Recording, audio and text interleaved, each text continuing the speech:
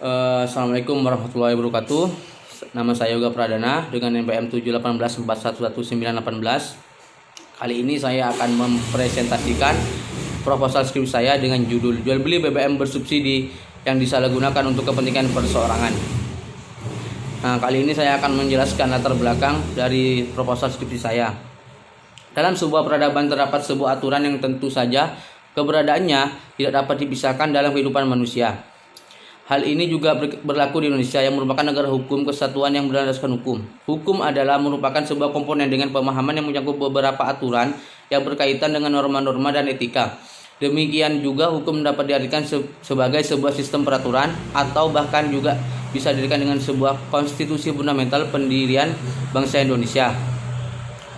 Gambaran inilah yang kemudian dinyatakan secara tegas dijelaskan di dalam landasan konstitusional, yaitu dalam pasal 1 ayat 1 sampai dengan 3 Undang-Undang Dasar 45 yang berbunyi pasal 2 kedaulatan berada di tangan rakyat dan dilaksanakan menurut undang-undang. Pasal 3 negara hukum adalah konsensus yang disepakati oleh negara Indonesia. Di dalam aturan-aturan baik secara tulis maupun tidak tertulis yang memiliki sifat melindungi, mengatur, mengikat, namun juga memaksa dan memberikan keseimbangan dalam menjaga kepentingan umum, menjamin hak masing-masing individu maupun sebuah kelompok serta memberikan kepastian dalam setiap perkara dan peristiwa berdasarkan peraturan yang berlaku. Bahan bakar minyak atau disebut BBM merupakan suatu yang diperlukan dalam pelayanan kebutuhan masyarakat umum, baik negara-negara miskin maupun negara berkembang tetap kebutuhan primer. Indonesia merupakan negara hukum berlandaskan Undang-Undang 1945 sebelum undang-undang yang dikodifikasikan pasti melihat tataran hierarkinya. Minyak dan gas bumi dimanfaatkan dengan disediakan kepada masyarakat merupakan bentuk dari implementasi yang nyata atas amanat undang-undang tersebut. Asal muasal bahan minyak atau yang sering kita sebut dengan BBM merupakan hasil dari penyulingan minyak yang masih dalam keadaan mentah yang dipergunakan pada bagian jenis kebutuhan sebagai sumber energi menggunakan bahan bakar fosil yang berbentuk dalam keadaan cair.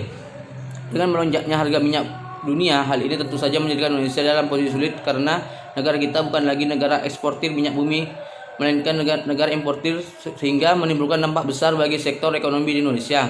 Hal ini membuat pemerintah Indonesia mengambil sikap dan kebijakan dengan memberikan subsidi bahan bakar minyak BBM yang digunakan oleh sektor angkutan umum atau transportasi agar tidak memberatkan masyarakat golongan menengah ke bawah.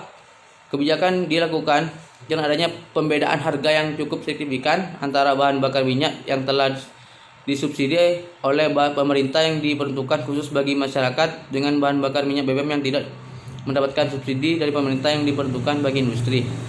Pada kasus yang di Sumeneb ada pembisnis solar subsidi yang membeli dengan harga layaknya seorang pembeli di POM lalu dijual sama PT BUMD yang ada di Sumeneb dengan mengambil keuntungan Rp125 per liter. Bukan hanya BUMD yang tergiur harga murah, BUMN yang juga tergiur dengan harga murah. PT Garam di Sumeneb juga ikut membelinya. Jadi situlah saya mengangkat judul skripsi tentang penyelewengan BBM bersubsidi oleh segerumpulan orang menengah ke atas yang tidak melihat kondisi Sumeneb saat ini dengan kelangkaan BBM di pom-pom dengan mengambil keuntungan yang tidak seberapa hasilnya. Modus yang seringkali dilakukan oleh para mafia BBM untuk mencuri penyalahgunaan BBM subsidi diawali dari penggelapan, penggunaan dokumen palsu, manipulasi dokumen hingga mendirikan perusahaan yang keberadaannya fiktif untuk memperoleh BBM bersubsidi. Maraknya terjadi penyalahgunaan BBM disebabkan oleh faktor petugas kepolisian yang terlambat dan kurangnya komunikasi secara intens dengan pihak SPBU sebagai penyedia dan distributor BBM. Dalam mengungkap kasusnya karena terdapat beberapa masalah yang dihadapi para pihak dan personel di area SPBU yang melakukan pengajaan dan pengawasan sangat terbatas. Diperkirakan BBM yang telah disubsidi memiliki perbedaan nilai jual yang lumayan besar dibandingkan dengan BBM non-subsidi yang dijual kembali kepada pihak ketiga atau beberapa industri yang tidak berhak.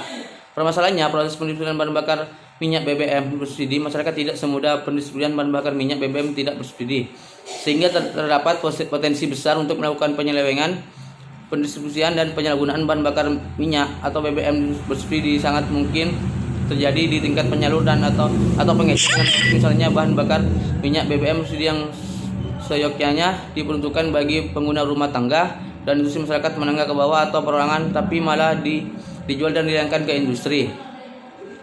Berdasarkan latar belakang di atas, saya menemukan rumusan masalah, yaitu bagaimana peran pemerintah dalam menanggulangi penyalahgunaan BBM bersubsidi di Kabupaten Sumeneb ditinjau dari hukum positif. Yang kedua, bagaimana penegakan hukum terhadap penyalahgunaan BBM bersubsidi. Adapun tujuan penulisan dari skripsi ini yaitu untuk mengetahui penegakan hukum di tindak pidana penyalahgunaan BBM bersubsidi jenis solar berdasarkan Undang-Undang Nomor 22 Tahun 2002 tentang minyak, gas dan bumi di wilayah Sumeneb.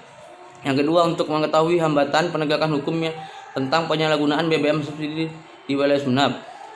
Nah, manfaat penulisan yaitu manfaat teoritis sebagai salah satu bentuk nyata dari hasil pendidikan selama di kampus ataupun universitas, dan juga dapat memberikan suatu hasil ataupun manfaat bagi dunia pendidikan khususnya di dunia hukum.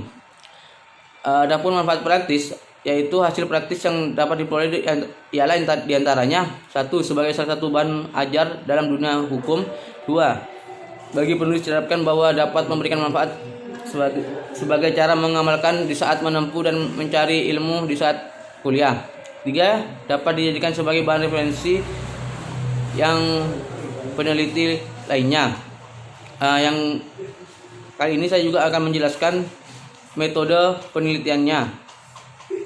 Metode penelitiannya yaitu ada prosedur atau cara memperoleh pengetahuan yang benar atau kebenaran melalui langkah yang tertata secara sistematis. Dalam penelitian ini, untuk mendapatkan data-data yang diperlukan guna menunjang penelitian, akan digunakan metode berikut. Jenis penelitian yang digunakan adalah penelitian secara normatif.